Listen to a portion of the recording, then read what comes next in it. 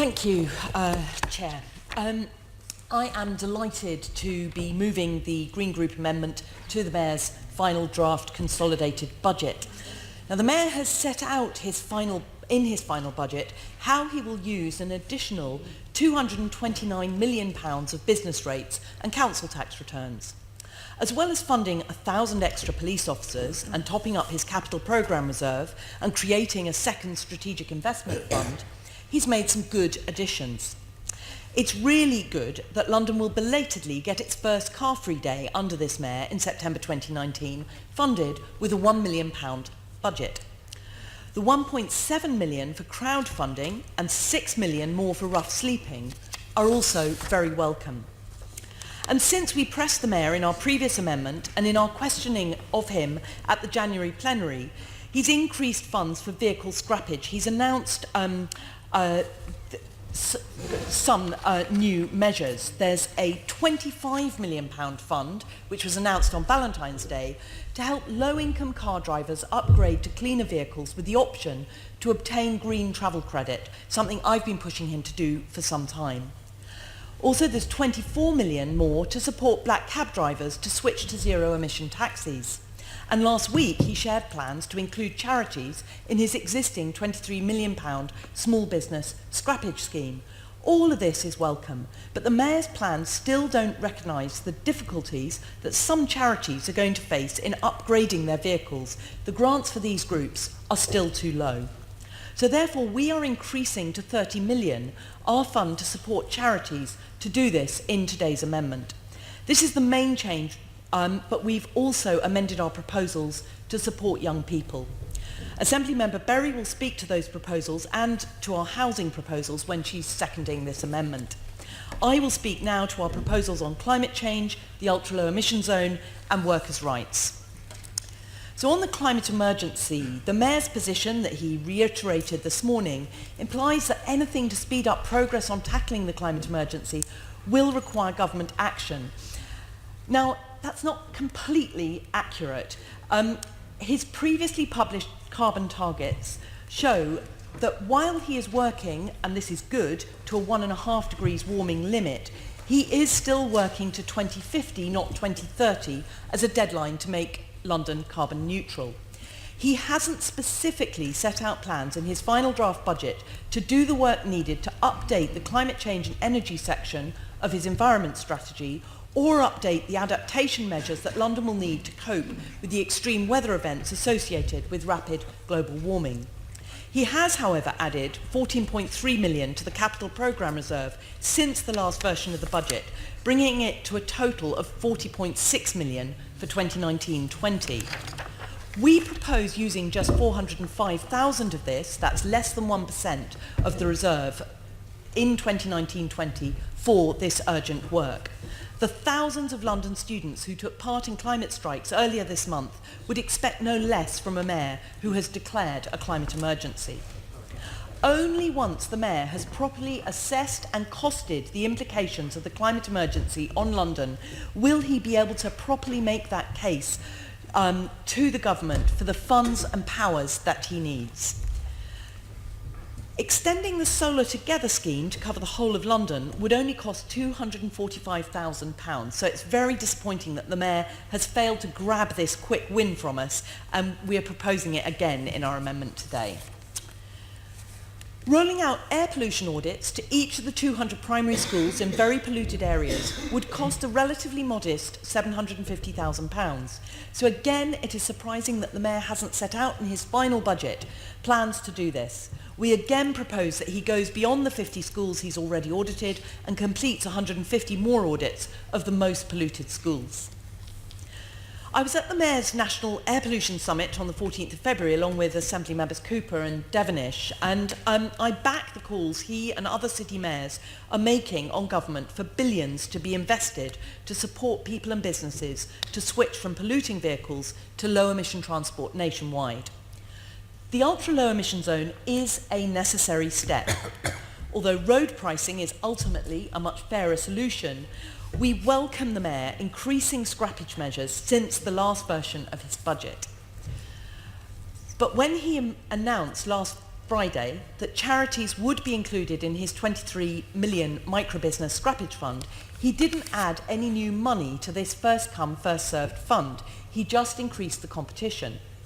The same £23 million pot will be shared between businesses and charitable groups, just with more competition now added in.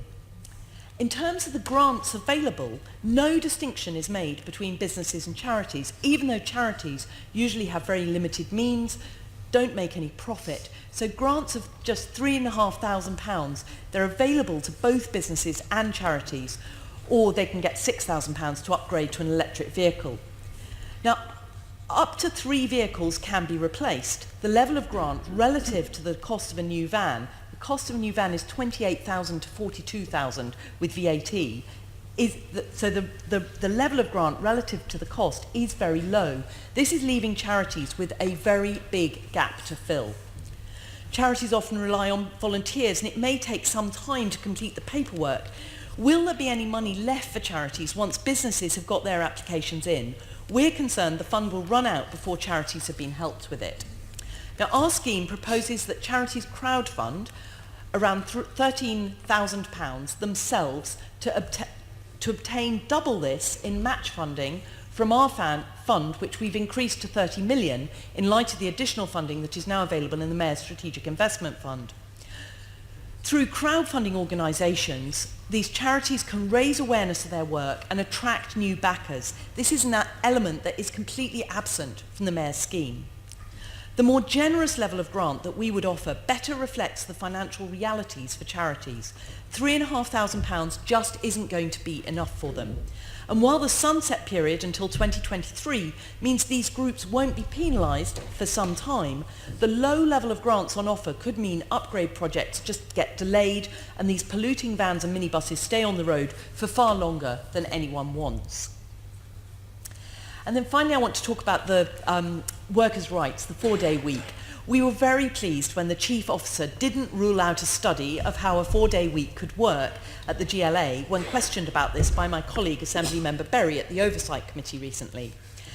Since then, a study of an 8-week pilot of a 4-day working week at a New Zealand financial services firm, Perpetual Guardian, found a 20% boost to productivity, increased profits and improved staff morale. Perpetual Guardian switched its 240 staff from a 5-day to a 4-day week and maintained their pay.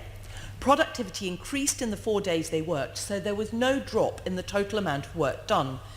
And this is what was shown in the trial that's just been published.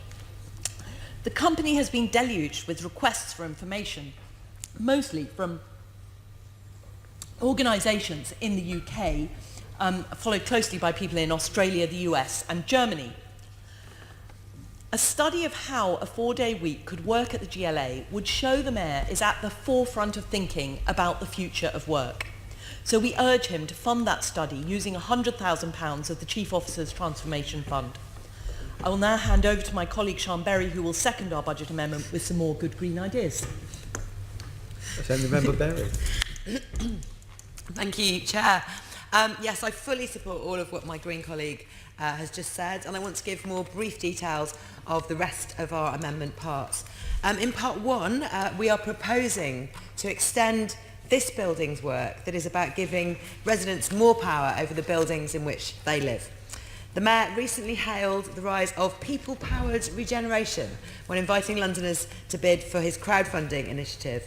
So in the spirit of that statement from the Mayor, we want to see people-powered regeneration for residents on estates in social housing, and our amendment aims to support that with real help from City Hall. People-powered regeneration for us means solid support in the form of proper training for residents, as well as advocacy in City Hall from a social tenant themselves. Last year, residents fought for a policy that would require ballots on plans to demolish estates, and here at the Assembly we agreed unanimously on this. And the Mayor did bring in a policy requiring ballots, and it is slowly having an effect. But this policy needs to be monitored and policed to make sure that it is carried out fairly, and this shouldn't just be done by us. I think groups of residents don't always have the time or resources to argue against councils and developers who find ways to avoid holding ballots. So people-powered regeneration in this case needs official guardians. And if the mayor is serious about giving residents a voice, then they need a dedicated officer in his housing and land team who would ensure the balance policy is carried out fairly and residents aren't cheated out of their rightful say. And that's what our amendment proposes.